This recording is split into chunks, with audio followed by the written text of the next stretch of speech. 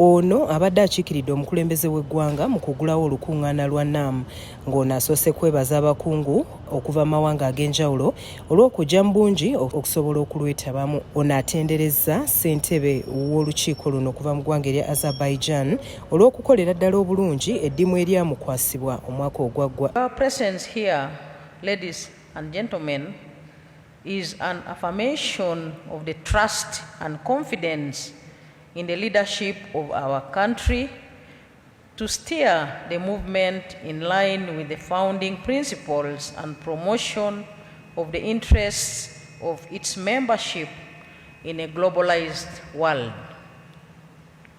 I wish to congratulate the Republic of Azerbaijan for its leadership of our movement, especially during the very trying period of the COVID-19 pandemic time.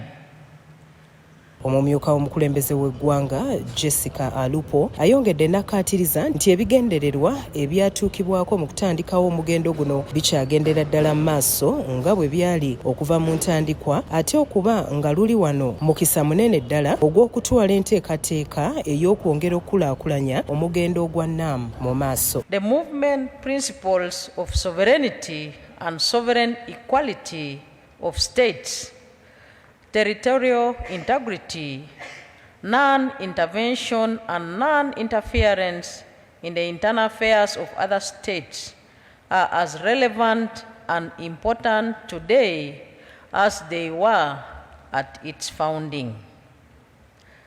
Through the vision and efforts of the founders, colonialism is almost entirely ended except for a few non-self-governing territories. Asinzidde mu kugulawo olukungaana luno n'alaga obwennyamivu olw'olutalo olutaagudde amawanga okuli erya Isirayiri ko ne Pakistan saako erya Russia ne Ukraine. Following geopolitical tensions and conflicts such as the current conflict between Israel and Palestine, Ukraine and Russia, etc., are a matter of concern for all of us.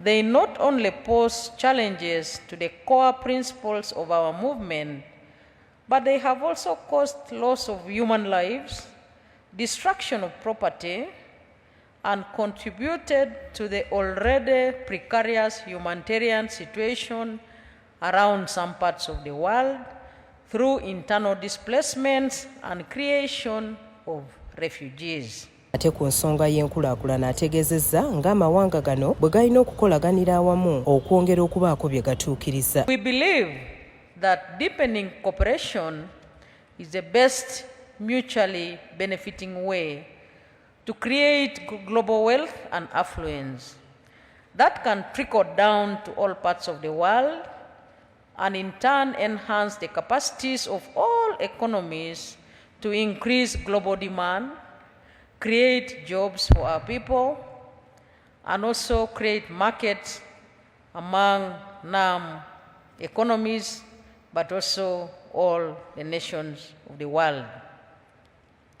Deepening cooperation will require removing all barriers that impede progress. Omumyuuka w'omukulembeze w'eggwanga Jessca Alupo agamba nti alina essuubi nti Uganda egenda kukungula bingi mu lukungaana luno. Kyokka alaze obwennyamivu olw'okusoomoozebwa okuli mu ggwanga lino kwagambye nti kulina engeri gye kukugiramu enkulaakulana mu ngeri emu oba endala. Kyokka wadde nga waliwo okusoomoozebwa okutali kumu mu ggwanga lyattu, agumizza abakungu bano nti Uganda ly'erimu ku mawanga agaaniriza bamusiga nsimbi ate nga ne mu by'okwerinda tewali yatukwatira nsawo nga kino kisobola okubayambirako ddala okukola obulungi emirimu gyabwe. Uganda has an excellent working and living condition and environment, and it is rated as the third most welcoming country in the world and the fourth best country in the world to visit. Uganda offers the lowest cost of living with excellent housing, and its fast-growing workforce and flexible labor regulations provides a key advantage for companies investing in labor-intensive operations.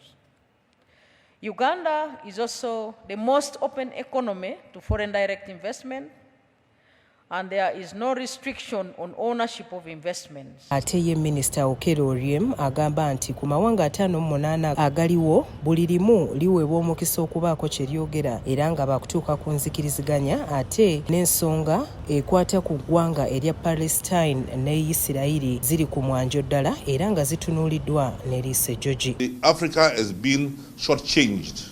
Africa historically has been a historical injustice for Africa for not being a member of the UN Security Council. 75% of the discussions that take place in the Security Council is about Africa. But Africa is not available as a permanent representative in the United Nations, and decisions are taken on Africa where they are not given an opportunity to express themselves. Therefore, under something we call the group of countries, C10, who were formed under the auspices of the AU, to advocate and front the debate towards the reform of the UN. N'abakulembeze b'amawanga 28 okwetooloola eggwanga be bakakasiddwa okuba nga bagenda kwetaba mu lukungaana olw'abakulembeze ab'amawanga gano basobole okubaako bye batuukako. Nze Erios Namugambe.